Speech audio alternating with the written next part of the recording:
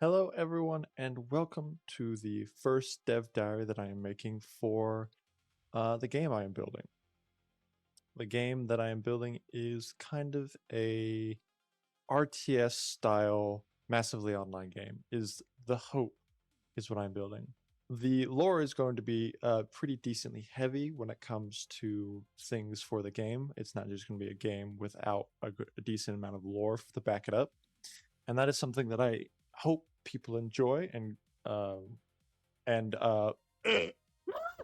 the game is based off of a book that I'm writing too, so there's going to be a decent amount of lore for the people that enjoy a gore. A gore? A gore is the word apparently I've chosen to speak with. Chosen to speak with.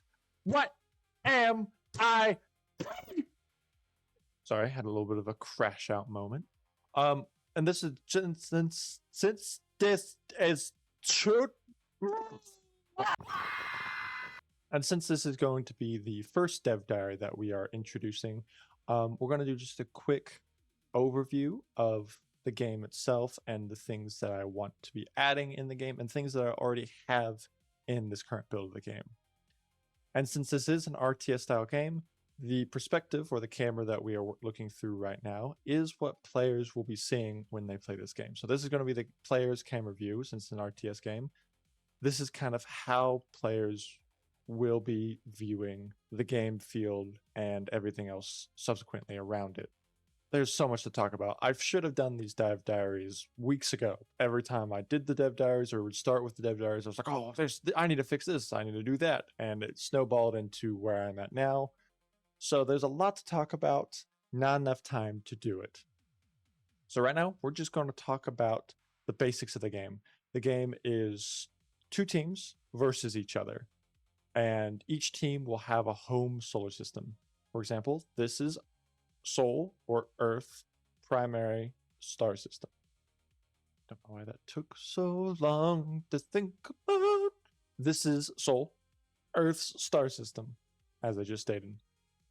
The other team is the Republic of Highgate, and their home star system is the Alastine star system.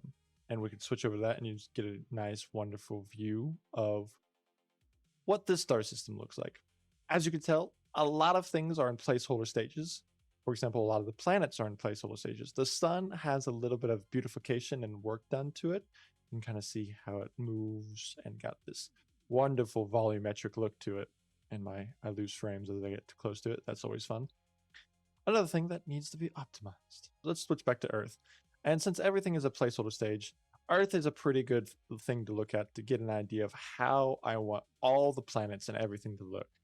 And it does that because it mixes a surface texture with volumetric clouds and some lightning, as you see going on. It's also got seasons that go on. So as the planet rotates around the sun, its textures on the surface will change, giving it different seasons. There's also the accurate height map on the surface.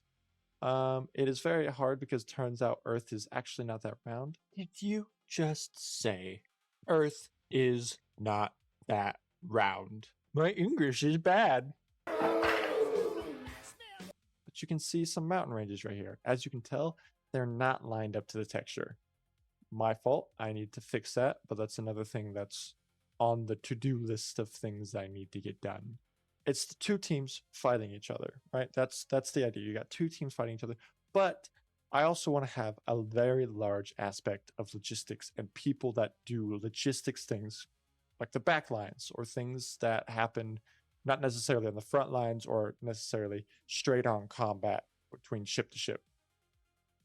And that's kind of something I like doing because I really enjoy how some games have logistics focused gameplay.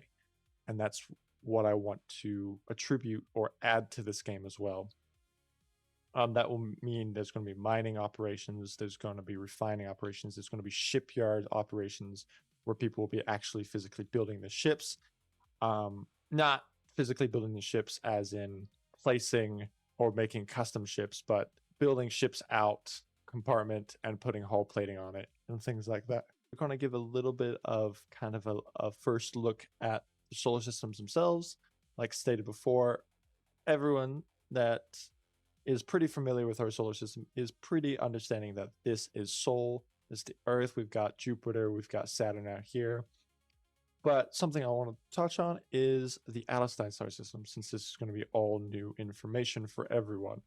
So we can go through the solar system. We've got Newark, Highgate, Trojan, Antarctica, Silver, Legion, Ortho, and Jewel. So those are all the planets. If we bring up the drop downs, you can see all of their moons. And for example, we can talk a little about things. Highgate. Highgate is the only habitable world in this star system. It's slightly more massive, has more mass, massive, has more mass than Earth, bringing it at 1.1 Gs of gravity. We've then got Trojan, which Trojan is a Trojan planet that sits at Highgate's L5 Lagrange point. And that is kind of because in real life, that is a stable place for a planet to sit if it is going to be on the same orbital line as another planet. So this is a pretty stable location for this planet to sit in a solar system. Silvara is the first gas giant in the solar system, kind of a little bit smaller than Jupiter in mass, a little less moons also associated. We've got Legion.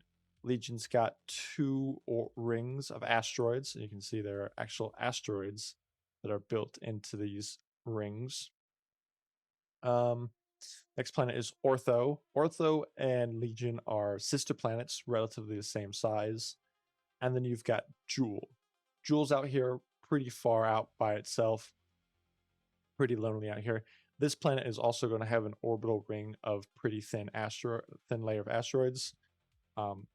The reason for that is, one, because it is built into the book that there is a ring around this planet of asteroids. And that is mentioned in the book that I'm writing for this, not for this game, but the game will be a part of.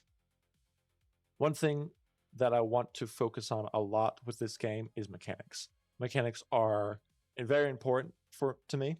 It's kind of the core aspect of this game, that it is very rich in mechanics. And as you can kind of get an idea of that, as you can see, a lot of the planets are placeholders as you look at them. The only one obviously being Earth is the one I've worked on to make it look at least a little bit visually pleasing. So it's important to me to get a lot of mechanics in the game and get them working smoothly and well before I make everything look pretty. And it's more important to me that way because I feel like games that are mechanic rich is more enjoyable than games that are just beautiful. Though I still want the game to look good. As you can tell, Earth, I think, looks relatively good and functions pretty well. I want mechanics to work well.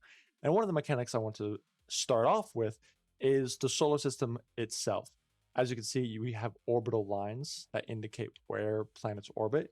And planets don't just have these visual lines, they actually do orbit on their orbital lines. Not just planets, but moons also orbit. And everything is currently orbiting. It's just hard to see because of how slow everything's moving. And the time scale isn't 1-to-1. It's not one real life day is one in-game day. The time scale is 4 hours. One real life day is equivalent to 186 in-game days. If you narrow it down more, it's 4 hours of real life time for every 1 month in-game. And the reason I did that was because if we were going to make it a 1-to-1 timescale, ships flying from Earth to, say, Jupiter would take actual weeks to get out.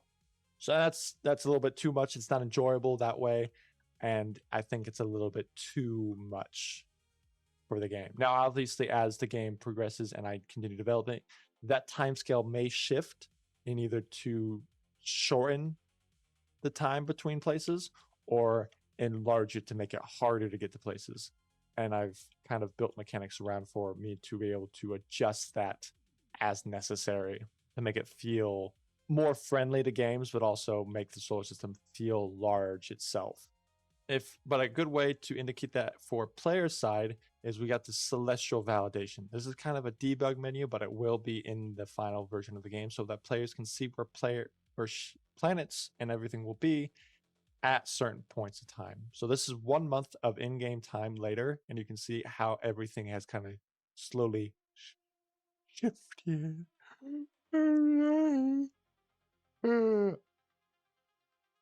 As you can see, we've got our beautiful, beautiful planets, and then they've got these green spheres around them. Green spheres indicate the gravity well, or where things can establish orbits within these planets, or within these kind of green spheres, or spheres of influence.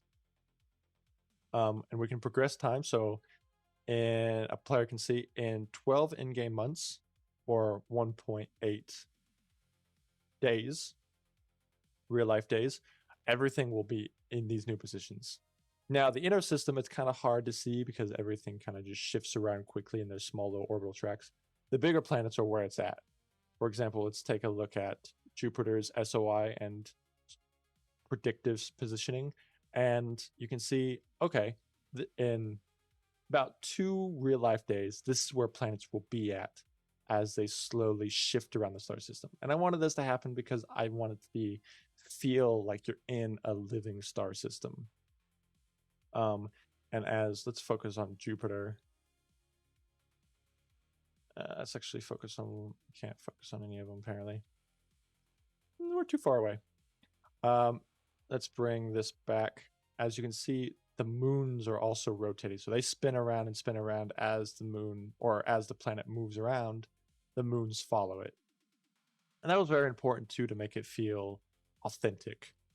But if we want to take a really good look at what it will look like visually as time progresses, I can jump over to Earth. Earth is our best representation for this. If we go to debug, we can actually increase time a little bit. So we can start forcing everything to move at a faster time scale. You can see things are orbiting and they are moving. So it isn't just a visual display, but as time progresses, things will orbit. And you can see up here at the time, you can see we're at 74 in-game days. We've got 2 months elapsed.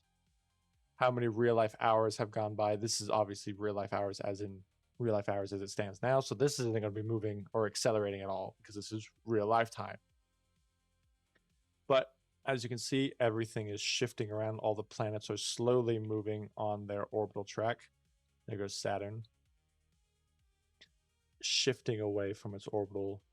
Let's go to Uranus. You can also see it's moving across its orbital line, and then Neptune is also moving on its orbital line. But this frame we're at right now, this time scale, is what it's currently set at, is 186 days is 1 real life day. And yeah, that's currently the star system. We've also got our, actually, I can showcase the asteroids a little bit. We do have the asteroid belt. We've got some decent asteroids sitting here. Some of these are placeholders, some of these aren't placeholders, like this one is not a placeholder asteroid. But we've got about 4,000 asteroids, I think, that are generated around here. Now that may change, increase, decrease depending on performance, but right now that's what we're sticking with the number of asteroids. And if we actually, they also do orbit the sun as well. Let's give it a higher acceleration. There we go. You can see that my camera is not moving. That's just the asteroids moving on their orbital path. Now, these asteroids are slightly elliptical, meaning they don't have the same orbits. So they will kind of slowly shift back and forth within the asteroid field themselves. They all have the same speed right now. That's mainly to do with performance. But the shifting of their orbits being elliptical or not really does cause the asteroids to change positions without having to change speeds. So that's nice. I appreciate you for watching the video. If you've gotten to this point of the video, I look forward to releasing more dev diaries to showcase more of the mechanics in game. Again, thank you. I appreciate it. You have a wonderful day. Bye.